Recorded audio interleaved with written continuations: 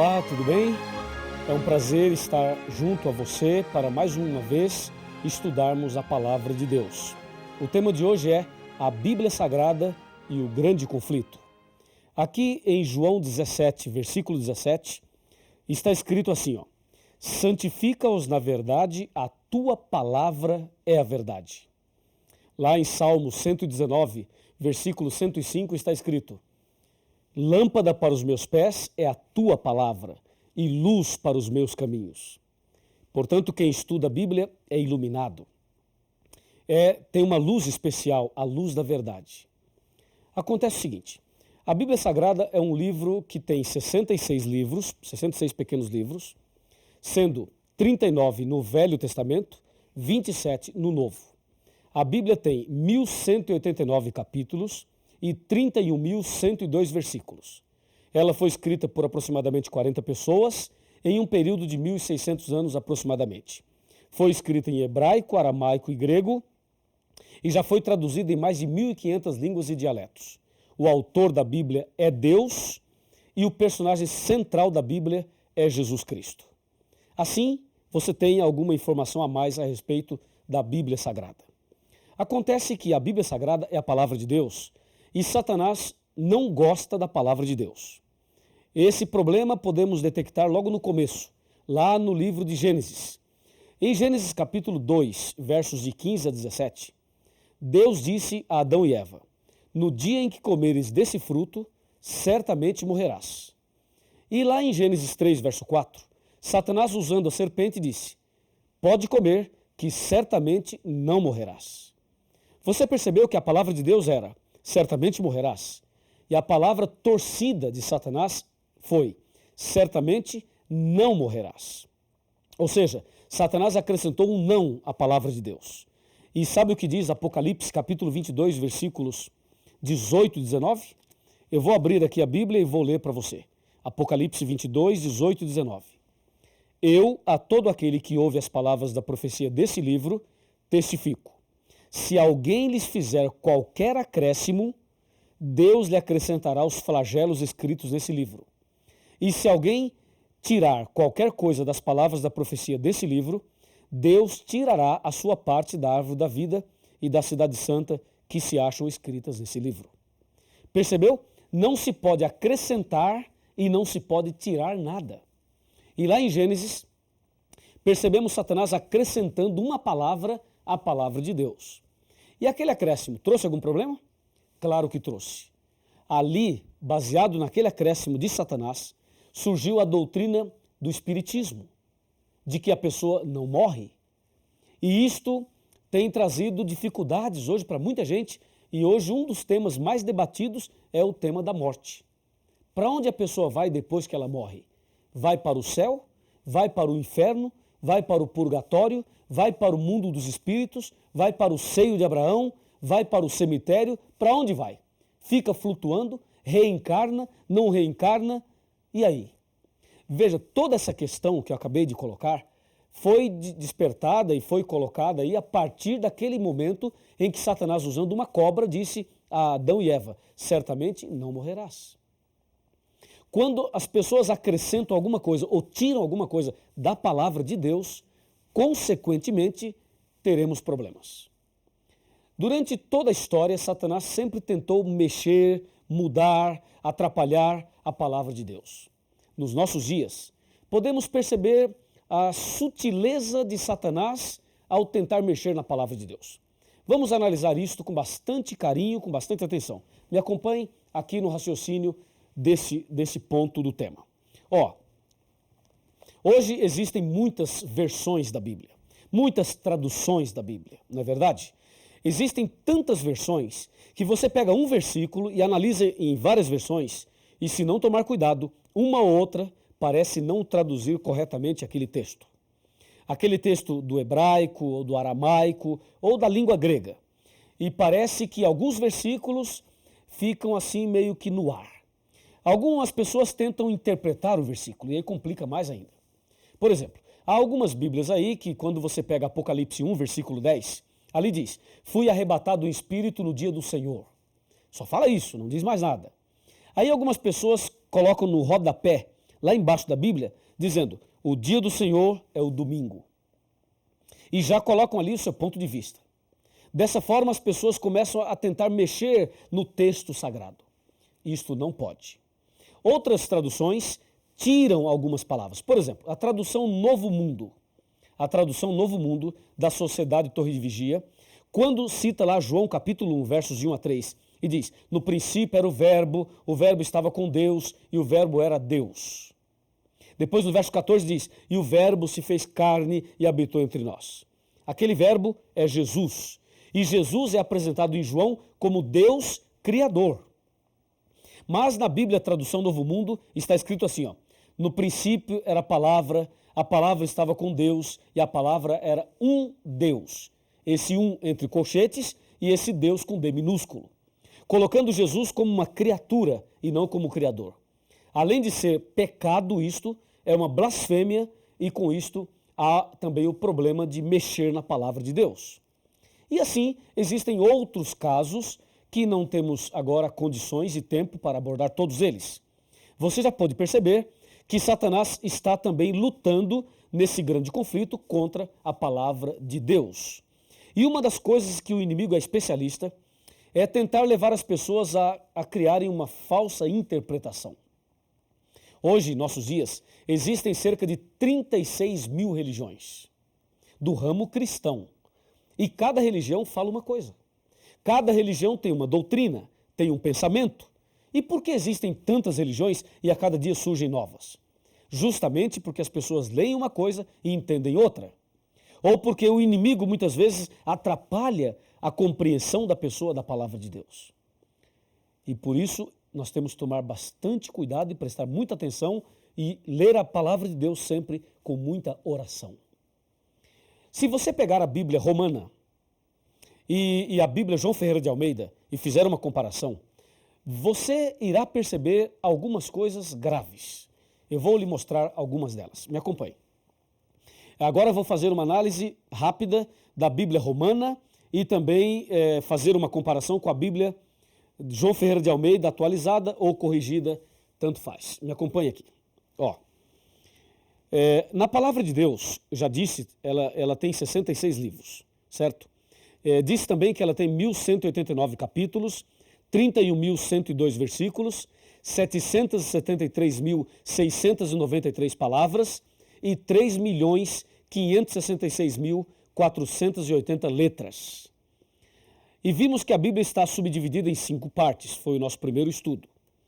Agora veja, a ira de Satanás contra a palavra de Deus levou ao seguinte problema, comparando a Bíblia romana com a Bíblia original. Na Bíblia original, nós sabemos, como eu já disse, existem 66 livros, mas a Bíblia romana tem 73 livros.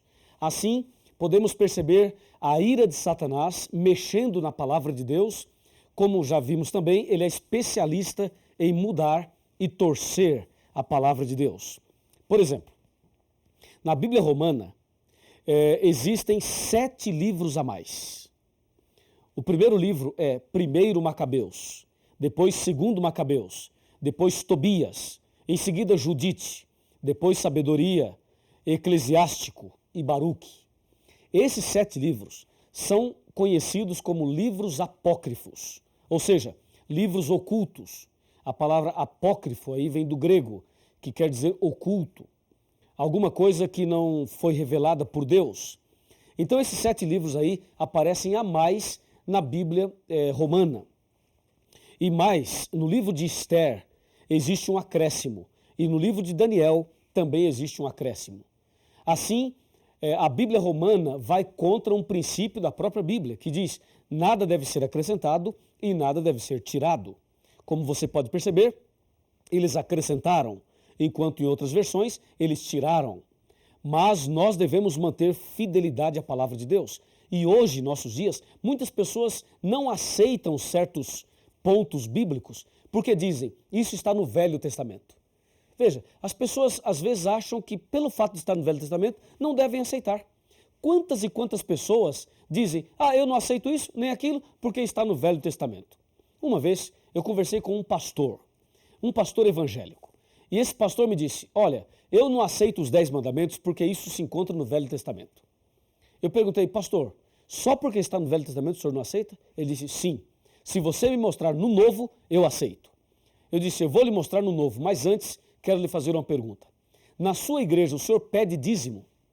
Ele falou, claro, o dízimo é sagrado. Perguntei a ele, então, onde o senhor encontra a orientação do dízimo na Bíblia? No Novo ou no Velho? E ele disse, no Velho. Então, pastor, por que o senhor aceita o dízimo que está no Velho e não aceita os 10 mandamentos que se encontram no Velho Testamento também? E ele não soube me explicar. Percebe? A Bíblia Sagrada é uma só.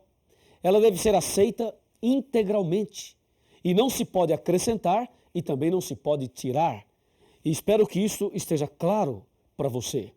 O problema é que esses 7 livros a mais que eu acabei de mencionar, eles trazem mensagens estranhas, erros doutrinários, como orações pelos mortos, falsas curas, feitiçarias, salvação por esmolas e obras, alteração do destino das almas após a morte e também a falsa doutrina do purgatório.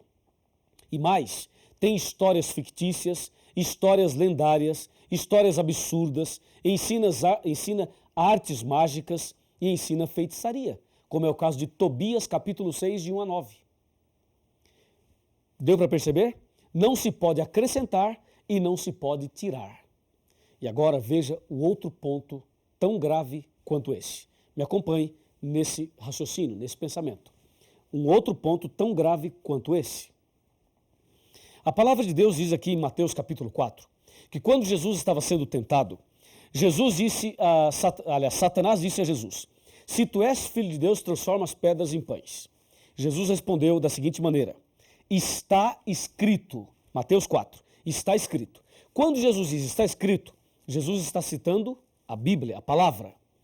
Aí Jesus disse, está escrito, nem só de pão viverá o homem, mas de toda a palavra que sai da boca de Deus. Ok? Muito bem. Aí na segunda tentação, Satanás percebeu que Jesus disse, está escrito.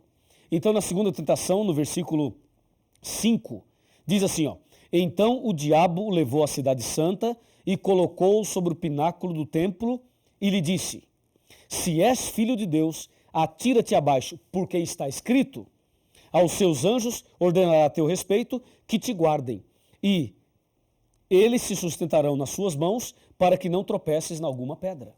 Você notou que na segunda tentação o diabo disse, está escrito? E aí Jesus rebate essa tentação no versículo 7 dizendo, respondeu-lhe Jesus, também está escrito, não tentarás o Senhor teu Deus. Você notou que em um texto o diabo diz, pula Jesus, porque está escrito que Deus vai te proteger. E Jesus rebate dizendo, mas também está escrito. Eu pergunto, quem estava certo, Jesus ou Satanás? Satanás ou Jesus? Quem estava com a razão? Claro que você vai dizer, Jesus está com a razão, e eu também digo isso. Mas você diz que Jesus estava com a razão só porque o outro é Satanás? Ora, Satanás usou a Bíblia, não usou? Jesus usou a Bíblia também, não usou? Claro, os dois usaram a Bíblia. E como você sabe que Jesus está certo e o diabo não, se os dois usaram a Bíblia? Quer ver? Para complicar um pouquinho mais. Imagina, tira Jesus, tira Satanás do contexto aqui, do cenário aqui, e coloque uma religião no lugar de Jesus e outra no lugar do diabo. Uma usa a Bíblia e diz, é assim. A outra usa a Bíblia e diz, não, não é assim, é assim. E aí eu pergunto, qual das duas está certa? Percebeu? Aí a coisa começa a se complicar. Então aqui, nesse caso da tentação de Cristo, nós percebemos de forma bem clara o que acontece no mundo religioso. Nem todo mundo que usa a Bíblia está falando a verdade. Nem todo mundo que está no púlpito pregando a Bíblia ou em algum outro lugar possui a verdade. Você vê, o diabo usou a Bíblia e eu pergunto, ele estava certo? Não, não estava. Jesus usou a Bíblia e Jesus estava certo. A pergunta é, por que Jesus estava certo e o diabo não, se os dois usaram a Bíblia? É simples, é que Jesus usou o texto dentro do contexto e o diabo usou o texto fora do contexto, totalmente fora. O diabo pegou um texto e forçou o texto a falar uma coisa que ele não estava falando. É justamente isso que acontece em nossos dias. É exatamente esse o problema. As pessoas hoje, muitas delas, usam o texto fora do contexto. Só para você ter uma ideia, uma vez eu estava ouvindo um programa de rádio e o pregador dizia assim, ó, o Salmo 23 fala, preparas uma mesa perante mim na presença dos meus inimigos. Sabe o que esse pregador fez? Mandou fabricar uma mesa e colocou uma toalha branca sobre a mesa e deu envelopes para as pessoas e disse para as pessoas, coloquem os seus pedidos sobre a mesa, porque Deus diz, preparas uma mesa na presença dos meus inimigos. E diz ele, sexta-feira tal, nós iremos aqui fazer oração forte na presença do inimigo e Deus nos dará a vitória, porque está na Bíblia. Você percebeu? Ele pegou um texto da Bíblia, torceu o texto e fez o texto falar uma coisa que não está falando para tentar convencer as pessoas a darem dinheiro e a fazer a campanha que ele queria fazer. Isto aí é usar o texto fora do contexto.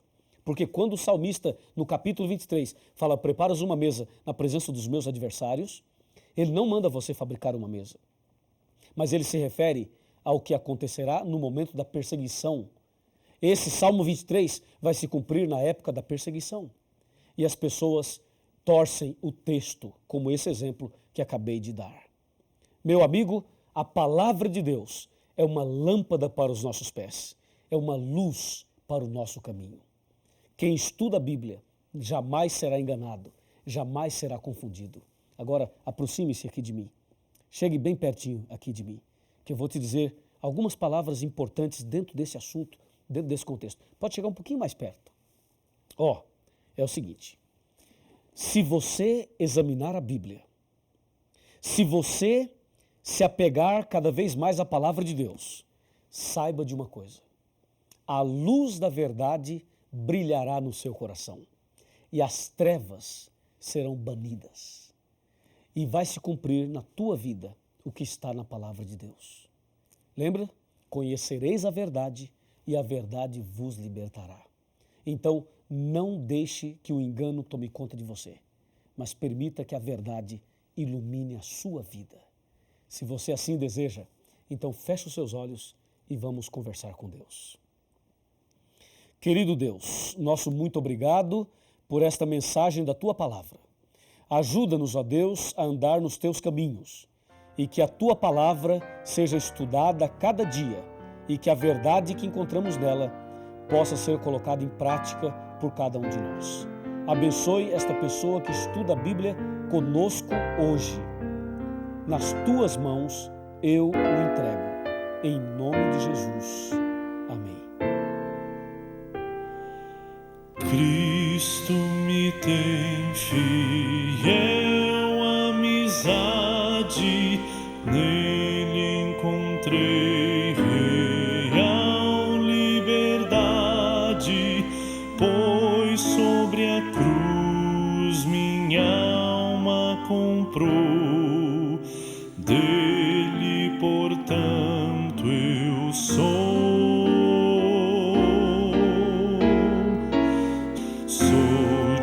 Jesus agora, meu é Jesus também, meu Ele é agora, meu para sempre.